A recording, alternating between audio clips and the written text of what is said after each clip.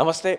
BRS, BSP 2 పార్టీల పొత్తు almost ఖరారైపోయింది. So, ఈరోజు మధ్యాహ్నం సమయంలో ఇటు తెలంగాణ అధ్యక్షుడైన ఆర్ఎస్ ప్రవీణ్ కుమార్ సార్, అలాగే బీఆర్ఎస్ అధినేత అయిన కేసీఆర్ ఇద్దరు భేటీ అయ్యారనమాట. సో, రానున్న ఎంపీ ఎలక్షన్స్‌లో సీట్ల పంపకం అంటే ఎంపీ క్యాండిడేట్స్‌ల సీట్ల పంపకంపై కేసీఆర్ కొంతమందితో చర్చించారు. సో, అందులో నాగర్ కర్నూల్ నుంచి నేను పోటీ చేస్తా అన్నట్టు ఆర్ఎస్పీ అప్పటినుంచి అనుకుంటున్న విషయం అందరికీ తెలిసిందే. సో, ఈ క్రమంలోనే ఆర్ఎస్పీ వెళ్లి కేసీఆర్‌ని కలిశారు. సో, ఈ 2 పార్టీలు పొత్తు పెట్టుకొని ఇటు నాగర్ కర్నూల్ నుంచి తనకు సీట్ కేటాయించాలని చెప్పేసి కోరినట్టు వస్తున్న సమాచారం. అయితే ఇదంతా మాట్లాడిన తర్వాత ఇది ఇప్పుడు ప్రెజెంట్ నెక్స్ట్ వచ్చే ఎంపీ ఎలక్షన్స్ ముందు ఇలా మాట్లాడడం చాలా వరకు రాజకీయంగా చర్చనీయాంశంగా మారింది.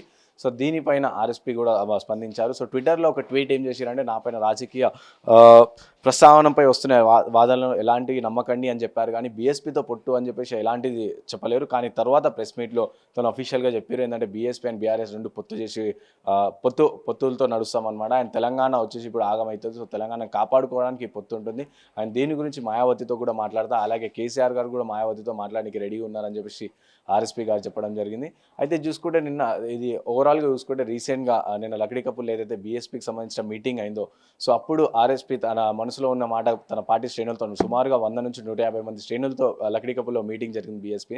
సో, అప్పుడు తన ప్రస్తావన ఏదైతే మనం గెలవాలంటే ఏదో ఒక పార్టీతో పొత్తు ఉండాలని చెప్పినట్టు తెలుస్తుంది. సో, అందులో బీఎస్పీకి సంబంధించిన పార్టీ శ్రేణులు ఎవరు కూడా అంగీకరించకపోవడం, అలాగే అందరూ 90% వరకు అందరూ అంటే యాక్సెప్ట్ చేయలేరు అనమాట ఈ మాట. సో, అయినా సరే బీఎస్పీ ఎళ్లి కేసీఆర్‌ని కలవడం. సో, ఇదంతా పెద్ద చర్చ. అంటే బీఎస్పీ పార్టీ శ్రేణుల్లో కూడా తీవ్ర నిరాశ, అసంతృప్తి కూడా ఉన్నట్టు తెలుస్తుంది. సో, ఇప్పుడు చూడాలి ఫ్యూచర్‌లో అంటే నెక్స్ట్ ఇప్పుడు ఆల్మోస్ట్ బీఎస్పీ, బీఆర్ఎస్ పొత్తు అని చెప్పేసి కన్ఫర్మ్ అయిపోయింది. అండ్ అలాగే నెక్స్ట్ ఎలా ఉండబోతుంది, ఇటు నాగర్ కర్నూల్ నుంచి పోటీ చేస్తే బీఎస్పీ నుంచి అంటే బీఆర్ఎస్ నుంచి ఎవరినైనా పోటీగా పెడతారా లేదా 2 కలిపి ఆర్ఎస్ ప్రవీణ్ కుమార్ సార్‌ని నాగర్ కర్నూల్ నుంచి పెడతారా అని చెప్పేసి వేచి చూడాలి. సో, ఒకవేళ పెట్టినా కూడా సరే ఇటు ఎంతవరకు గెలుస్తారు? ఎందుకంటే ఇటు చూసుకుంటే ఇప్పుడు బీఎస్పీ అంటే ఎన్నికల టైంలో ఇటు అసెంబ్లీ లెక్కలు కావచ్చు. సో, అంతకుముందు అధికారంలో ఉన్నప్పుడు బీఆర్ఎస్ పార్టీ పైన కూడా చాలా వరకు తీవ్రమైన విమర్శలు చేశారు ఇటు ఆర్ఎస్పీ కానీ బీఎస్పీ శ్రేణులు.